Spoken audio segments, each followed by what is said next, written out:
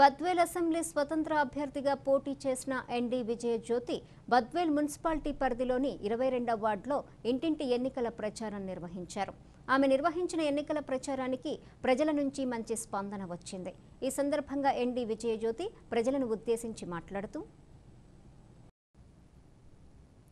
స్వార్థ రాజకీయాలకు స్వస్తి చెప్పి నిస్వార్థ రాజకీయాలకు ప్రజలు ముందుకు రావాలని ఎన్డీ విజయజ్యోతి ప్రజలకు పిలుపునిచ్చారు. ఎంతో ఉన్నతమైన బ్యాంక్ మేనేజర్ ఉద్యోగాన్ని వదులుకొని ప్రజలకు మంచి సేవ చేయాలనే దృఢ సంకల్పంతో తెలుగుదేశం పార్టీ నాయకుల సూచనల మేరకు రాజకీయాల్లోకి రావటం జరిగిందన్నారు. అయితే 2014 ఎన్నికల్లో తెలుగుదేశం పార్టీ తరపున పోటీ చేసి స్వల్ప మెజార్టీతో ఓటమి చవిచూడటం జరిగిందన్నారు. అప్పటి నుంచి తెలుగుదేశం పార్టీలో చంద్రబాబు నాయుడు ప్రవేశపెట్టిన సంక్షేమ పథకాలు ప్రజలకు సక్రమంగా అమలు చేయడంతో పాటు మరెన్నో అభివృద్ధి పనులు చేయటం జరిగిందన్నారు. అయితే 2019 సార్వత్రిక ఎన్నికల్లో బద్వేల్లోని కొందరు తెలుగుదేశం పార్టీ నాయకుల మాటలు విని నాకు టికెట్ రాకుండా అడ్డుకోవటం జరిగిందన్నారు.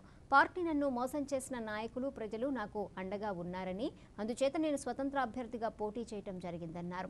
బద్వేల్ నియోజకవర్గ అభివృద్ధి ధ్యేయంగా నేను పనిచేస్తానని, కనుక ఈ నెల 11వ తేదీ సార్వత్రిక ఎన్నికల్లో కుండ గుర్తుకు ఓటు వేసి అఖండ మెజార్టీతో గెలిపించాలని పిలుపునిచ్చారు. ఈ కార్యక్రమంలో 22వ వార్డు నాయకులు బండి జక్కరయ్య, సత్యబాబు, కృష్ణారెడ్డి, నాయుడు పెద్ద ఎత్తున ప్రజలు పాల్గొన్నారు.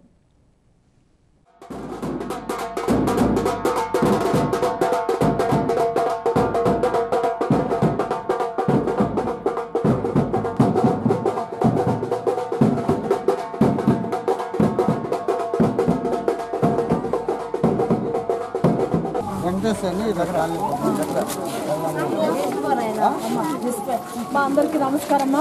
లాస్ట్ టైం కూడా వచ్చినాను కానీ నన్ను ఏం చేయని.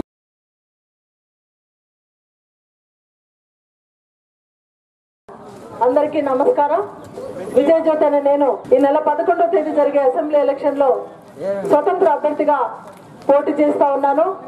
మీ అందరికీ తెలిసిన విషయమే. 2014లో తెలుగుదేశం అభ్యర్థిగా మీ ముందుకు రావడం జరిగింది. అంతకు మునుపు నేను బ్యాంకు మేనేజర్గా సేవలు అందిస్తూ ఉండేదాన్ని. ఇక్కడ కూడా బద్వేల్లో కూడా నేను చేయడం జరిగింది.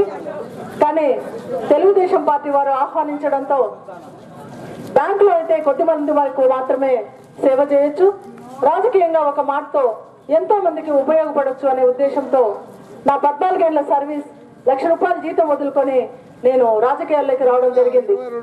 ఆ రోజు నుంచి ఇంతవరకు కూడా ప్రజాసేవలోనే ఉంటూ ప్రభుత్వ పథకాలను ప్రజలకు తీసుకొస్తూ నిస్వార్థంగా పనిచేస్తున్న నన్ను చివరి క్షణంలో తెలుగుదేశం పార్టీ వారు ఇక్కడ ఉన్న నాయకత్వం నన్ను వ్యతిరేకించిందని ఒకే ఒక కారణం చేత నాకు టికెట్ కేటాయించకపోవడంతో నన్ను పార్టీలోకి ఆహ్వానించిన వారు మోసం చేసిన, నా వెంట ఉన్న నాయకులు నన్ను వదిలి వెళ్ళిపోయినా నేనిచ్చిన మాట కోసం ఆ రోజు బ్యాంకు మేనేజర్ ఉద్యోగాన్ని వదిలి వచ్చేటప్పుడు ప్రజలకు నేను ఇచ్చిన మాట కోసం ఓడినా గెలిచినా ఈ మిగిలిన సర్వీస్ అంతా మీ మధ్యలోనే ఉంటాను, నిస్వార్థంగా సేవ చేస్తానన్న మాట కోసం కట్టుబడి ఈ రోజు నేను స్వతంత్ర అభ్యర్థిగా నేను పోటీ చేస్తున్నాను.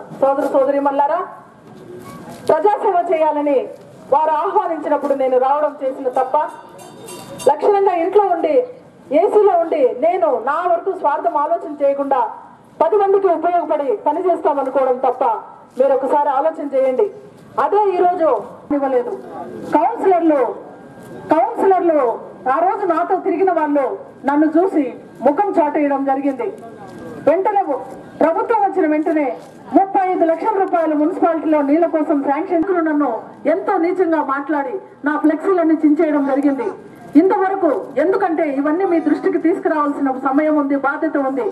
రాజకీయ నాయకులకు ఎప్పటికీ వ్యక్తిగతం ఉండకూడదు, వారి దాపరికం ఉండకూడదు అనే ఉద్దేశంతో నేను ఈ విషయాలు ముందుకు తీసుకొస్తున్నా. నిస్వార్థంగా సేవ చేయాలని నేను ముందుకు వచ్చినప్పుడు నన్ను వాళ్ళ అవసరం వరకు ఉపయోగించుకొని తర్వాత కాదు పొమ్మనడం ఎంతవరకు సమంజసం మీరు ఒక్కసారి ఆలోచన చేయండి. ఎవరు పక్షంలో మీరు ఏ రకంగా ఆదరిస్తారో మీరే నిర్ణయించుకోవాల్సిన సమయం. ఎవరైనా ఒక నాయకుడిని ఎన్నుకునేటప్పుడు ఎవరు మన మధ్యలో ఉంటారు, ఎవరు నిస్వార్థంగా చేస్తారు అనేది ఆలోచించవలసిన బాధ్యత ప్రతి పౌరునికి ఉంది. ఓటు హక్కు అనేది చాలా పవిత్రమైంది, విలువైంది. అందరికీ దాని గురించి తెలుసు. ఒక్కరోజు చేసే తప్పు మంచి దానికోసం మనం 5 సంవత్సరాలు భరించాల్సి వస్తుంది. గత ఎన్నికల్లో గత 2 టర్ముల నుంచి మీరు చూస్తూ ఉన్నారు మన బద్వేల్ నియోజకవర్గం యొక్క పరిస్థితి. చాలా వెనుకబడి ఉంది. నిస్వార్థంగా సేవ చేయడానికి నేను ముందు వచ్చున్నా. మీరు సహకరిస్తారని నేను నమ్ముతా ఉన్నా. నేను నమ్మిన పార్టీ నాయకులు నన్ను దూరం చేసినా కూడా, నేను నమ్మిన ప్రజలు, నేను సేవ చేసిన ప్రజలు నన్ను ఆదరిస్తారనే ఒక ధైర్యంతో నేను ఈ రోజు స్వతంత్ర అభ్యర్థిగా మేము ముందుకు వచ్చి ఉన్నా. నాకు ఈ నియోజకవర్గం మీద చాలా ఆశలు ఉన్నాయి. ఎంతో డెవలప్ చేయాలని ఉంది.